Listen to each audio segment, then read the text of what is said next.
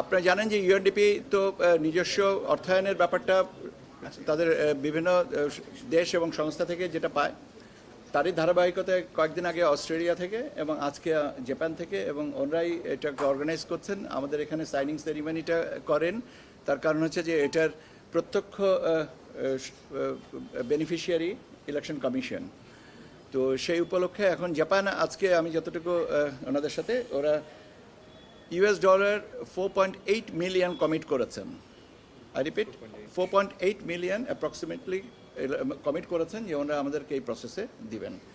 So এইটাই, এবং আমরা আশা করি যে এটাকে আমরা এই অর্থটা যথাযথভাবে ব্যবহার করা যাবে, করা হচ্ছেও, অতীতেও হয়েছে। কারণ আপনারা জানেন যে ইউএনডিপি আমাদেরকে এই অর্থায়নের আগে থেকেই আমাদেরকে সহযোগিতা করছে এবং সেই সহযোগিতার ধারাবাহিকতাটা বজায় আছে, এবং আমরা আশা করি যে আমরা যে একটা ভালো কাজে সবাই ব্রতী হয়েছি, এটা আমরা নিশ্চয়ই সাধ্য আমরা সে জায়গায় পৌঁছাতে পারব।